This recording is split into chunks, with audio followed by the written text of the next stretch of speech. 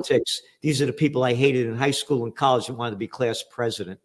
How could anybody with a pair of cojones bigger than a mothball look up to a Mitch McConnell, Lindsey Graham, a little Chucky Schumer? Look at the little clowns telling us what to do. I mean, look at these little jerks that tell us what to do with their arrogant attitude. You know, I just want to make one point about your article, by the way. You know, one thing that wasn't mentioned is that, and maybe I missed it, energy, this is from Business Insider on August 13th, 2022. Energy traders are making a killing exporting U.S. natural gas to Europe as prices soar, with some single shipments bringing in $200 million. Right. That chart shows you the increase of America's exports going to Europe following the sanctions and then the bombing. Well, that wasn't my story, but I do know something about it because Germany's been building LNG they call it, right, facilities, but they're not coming as fast as they think.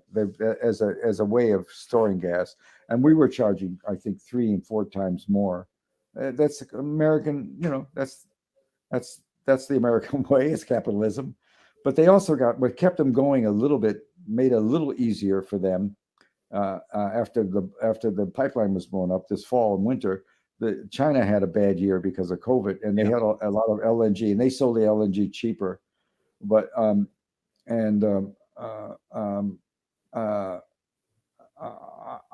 watched I watched some of the journal you mentioned. I know that some of the people in there, they have probably the best reporting on energy that you want to get is in that. You know, energy. It's an amazing group. There's a wonderful woman who used to be the editor there. They're very competent.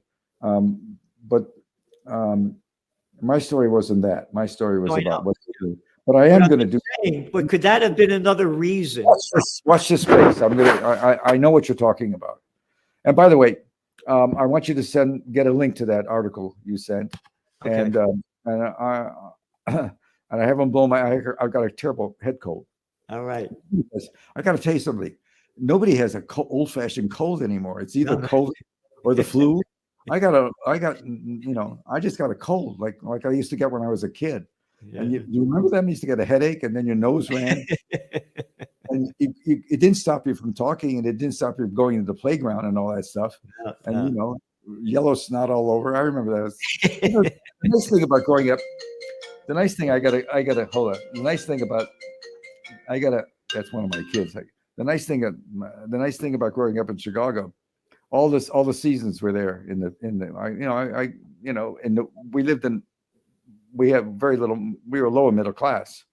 You know, as I said, my parents spoke pretty good English, but their basic communication was otherwise. They Russian, Ukrainian. They had a lot of languages, Polish, and but in the summer we had a backyard that was big enough to play football in. And then in winter, by Thanksgiving, we poured water into it and we skated. Wow. So I was playing hockey all winter, you know, like a Canuck, and not good, you know. But we skated. We went and we chopped each other up, and so it was a different world then. And we didn't have little leagues and all that stuff. I mean, I did all those things. I coached soccer for 15 years here. Wow. I do all that obligatory stuff parents did, but we did everything ourselves then. And not that this, my kids are great. They're perfectly out there. They're absolutely competent. But it was fun. You learn really to survive. Yeah. Chicago's a tough place. It was just fun, and so Kagan and not Kagan, but you know, his wife and Blinken and this Jake, they don't muss my hair one bit. I don't care what they arrogant.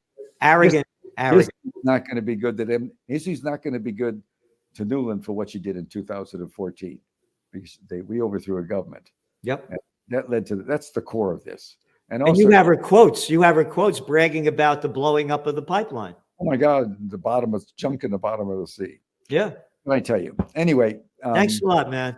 Hey, man. By the way, in Chicago, I used to say there were 2 seasons in Chicago, winter and August.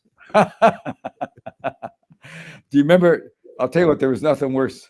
I was working for City News. I had about a 10-year-old Studebaker, and the Hawk, we used to call it, off the lake. I lived in Hyde Park. My father's family was on the south side. We lived near the Lake Michigan, and the wind, when it was -4 by temperature, was -15.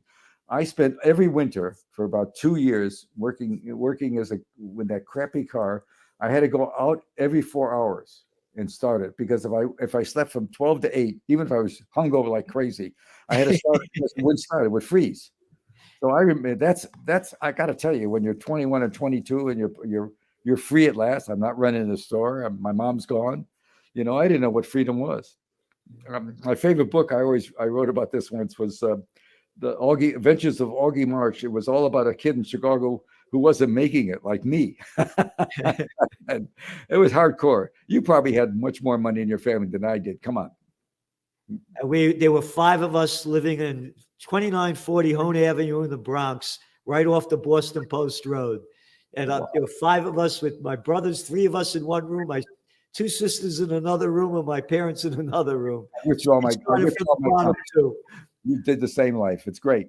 Yeah. It's great. Goodbye. I'm getting off. Gotta go. Thanks a lot, man. It was really great. It's an honor, and thank you for all the great stuff. I want to see that magazine, because put you on the mailing list. Yeah. Again, I've been at this a lot of years, and I put my heart into it. All right. Yeah. Good. I want to see it. Goodbye. Thanks a lot, man. Bye-bye.